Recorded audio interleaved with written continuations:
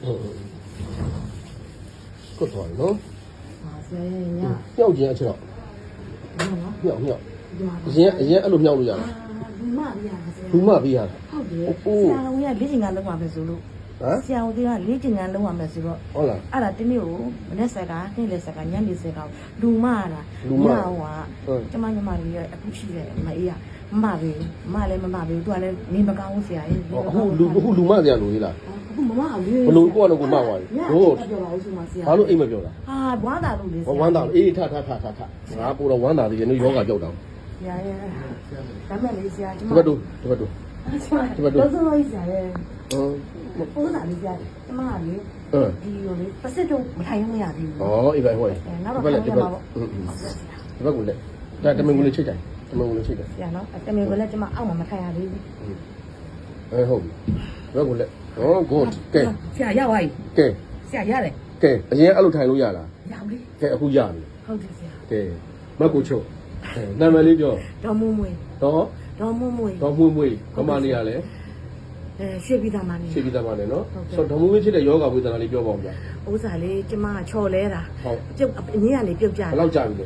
6လပိုင်းက ဦးလာကန်ချော်လဲ 6လပိုင်းက ပြောပါဦးဗျာ 6လပိုင်းကနေပြီးတော့ကျမကမြမဆရာကြီးသွားတော့မြမဆရာကြီးသွားတယ် ဟုတ် မြမဆရာကြီးမှာမြမဆရာကြီးကဟာလဲပေါင်လေးကိုခါလဲကြိတ်နေလိုက်တဲ့အခါမှာကျမကြိတ်နေလိုက်တဲ့အခါ ဘ မှာ လူးဘလူး ကြိတ်ပြီးတော့လေ တထောင်နဲ့ တထောင်နဲ့ အိုးအိုး ခါလဲအသက်80အဖိုးကြီးကအဖိုးကြီးပေါ့ဒါဦးစင်းတွေကလည်းလှုပ်လို့သွားတာအဲ့ရကောင်းတယ်တဲ့ဖလက်ပါတဲ့ဆိုတော့သွားတာသွားလဲတော့အဲ့မှာနေကျမက3ရက်စက်တိုက်သွားတယ် ဟုတ် 3ရက်ကို2ရက်ချစက်တိုက်သွားတယ် ဟုတ် ပြီးတော့ကျမကမရတော့ဘူးမရလဲမရအောင်ဟာတဲ့ဒါဆိုလို့ရှိရင်တဲ့ကျမဟိုလေကျမဒူမာတွေကဆရာဝန်ပြဆိုတော့ဆရာဝန်ပြပြန်တော့ကျမငွေကြီးအခက်ခဲကြောင်းကျမတငယ်ချင်းပြောတယ်ငွေမလဲမြောက်ကတာတရက်ကွက်ကဆရာဝန်ပြတယ်တော့ဆရာရဲ့ဓာတ်မှန်တွေရိုက်ပါတယ်ရိုက်ကျမကိုစေးုံတက်ပါတယ်ခွဲရမယ်တဲ့ကျမခွဲရမှာတော့ကြောက်တယ်ကျမလူပွဲလည်းမရှိဘူးညီမနှစ်ယောက်တည်းအပြိုကြီးဆိုတော့ ဩ အဲ့ဒါနဲ့နေလဲနေရောဆရာရဲ့ကျမကနေပြီးတော့အဲ့မှာကဘယ်လောက်ပြလိုက်လဲဆိုတော့တက်လာနီးပါ ဟုတ် တလားနီးပါးပြလဲပြောမတက်တာဘူးမတက်တာတော့ကျမဒီလက်ခွဲတော့ဟာဆရာကြီးကိုသွားပြမယ် ဟုတ် သူမကြီးဟာအဲ့ဆရာသွားပြလေဟိုဆရာမပြနဲ့တဲ့အဲ့ဆရာကတဲ့ဗာလဲမြောက်ကလာဆေးရုံကြီးမှာထိုင်နေတဲ့ခွဲမယ်ဆိုတဲ့အဲ့ဆရာကြီးမှာခွဲဆိုတော့ကျမမြောက်ကလာဆေးရုံကြီးပေါ့နော်ဆရာအဲ့လိုလဲနေလဲနေရောသွားပြတော့ဆရာကြီးကနေပြီးတော့ဟုတ်တယ်တဲ့ဒီမှာလဲပေါင်ကျိုးပါတဲ့ပြက်နေတာတဲ့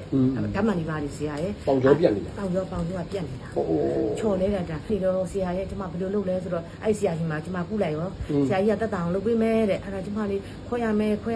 ကျမနောက်ဆုံးဆရာကြီးစီမှာ2လလောက်ပြတယ်ပြီးတော့ကျမကခွဲဖို့ဒိတ်ဒီပါယူလိုက်တာ ဟုတ် ယူလဲပြီးတော့တူမာလေးကလိုက်တယ်ဆရာကြီးလည်းမခွဲရင်ကောင်းတာမခွဲရင်နေနိုင်တော့ကောင်းတယ်မချော်လဲစီနဲ့ချော်လဲရင်တော့ကျုံးပါပဲတဲ့သူ့ရှိမလာနဲ့တော့အဲ့ချိုင်တန်းတင်တခါလဲစေးစာရေးပေးထားတာဆရာဝန်ကြီးကရေးတဲ့အဲ့လိုနေတော့အဲ့ရပြန်လာပြောကျမအိမ်မှာပဲတက်တောင့်တက်တာပဲနေတာပတ်လည်းပဲနေတာ ဟုတ် သူပြောတယ်လေ့ကျင့်ခန်းလေးတို့ပက်လက်ပဲနေဆရာကြီးသွားခြင်းနဲ့ဆရာကြီးပါတဝဲကအမလည်းတွားလေနေညုံလို့ငါသွားတာလေငါတော့မခွဲရဘူးတဲ့နေဘာဖြစ်လဲ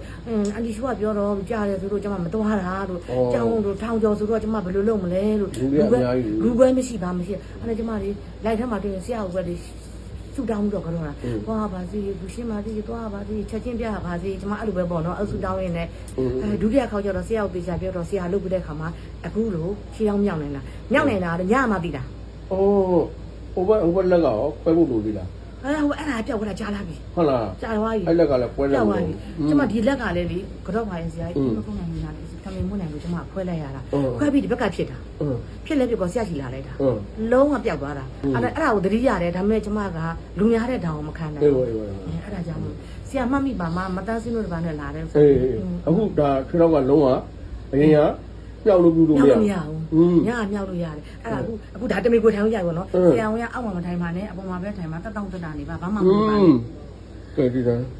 ဆရာကျေးဇူးတင်တယ် တမင်ကိုလည်းထိုင်လို့ရပြီ၆လည်းမြောက်လို့ရလာပြီ ဟုတ်တယ်ဆရာ အရင်တော့6မြောက်မလို့မြောက်ပါတယ် ခြေထောက်မြောက်တာကညီမလေးကမှာပြရတယ်အမကမှာပြရတယ် ပေါင်ကျော်ပြတ်သွားတာနော် ပေါင်ကျော်ပေါ့ပေါင်ကျော်ဒီမြန်ဒီပစုံကအဲ့လိုပေါ့နော်ဒီဂျိုင်းဆက်ကိုလဲရမှာ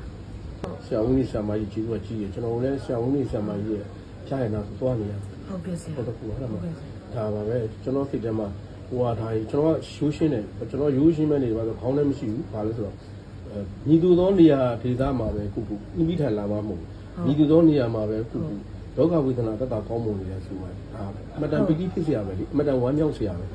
ဟုတ်တယ်မလားအဲဒါကြောင့်မိမိတို့အရှိရှိမှကုသခဲ့တဲ့ ဆရာဝန်ကြီးဆရာမကြီးမြစ်တာများများပို့ဒါကိုပြောချင်တာကျွန်တော်ကတော့ဒါမိမုံတမုံနှမ်းတစ်ပွင့်ပိုင်းဖြစ်ခွင့်ရတော့သူကကျေးဇူးတင်တယ်ဒီပေါင်ကျော်ကြီးပြက်ပြီးတော့မှခြေတော်ကြီးမြှောက်လို့မရတဲ့အနေအထားတစ်ခုဒါအခုသူခြေတော်မြှောက်လို့ရသွားတယ်အဲ့ဒီပုံမှာရှင်ထဲမှာဘလို့ပီတိဖြစ်ရလဲ ဆရာရဲ့ပြောတာပေါ့ည အဲ့အခုတမင်ကူလေးနဲ့ထိုင်လို့ရပါဘူး ဆရာကျမဒီစစ်တုတ်ထိုင်ကြည့်ရှင်တယ်ဆရာရှိမှာ ထိုင်လေးရတယ် နော်ထိုင်ကြည့်နေနော်ဆရာရှိလို့ ဟုတ်ဖြည်းဖြည်းof course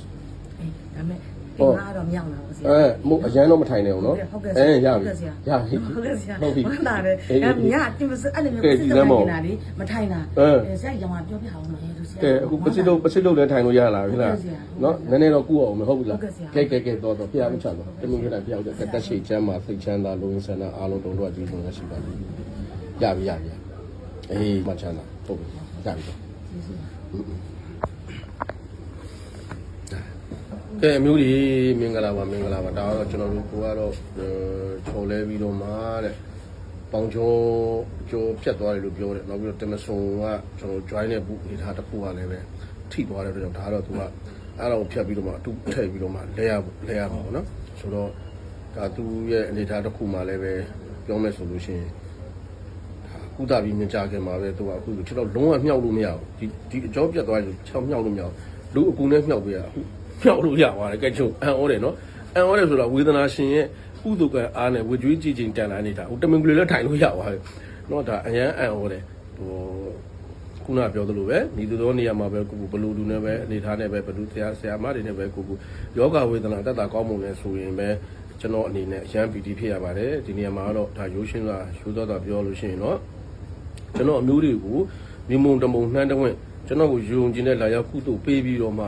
ကုသမှုခံလို့တော့ပဲအမျိုးတွေကိုထူးပဲကျေးဇူးတင်ပါတယ်လို့ဒါလေးပြောချင်ပါတယ်เนาะအဲ့တော့ဆက်လက်ပိုင်းဖြတ်မျိုးတွေအများကြီးကြံရှိသေးတဲ့အတွက်ကြောင့်တဦးတယောက်မကြံကာရဝပြုကကျွန်တော်မျိုးပေါင်းသူတော်ကောင်းအားလုံးတက်ရှိလို့ချမ်းသာကြပါစေ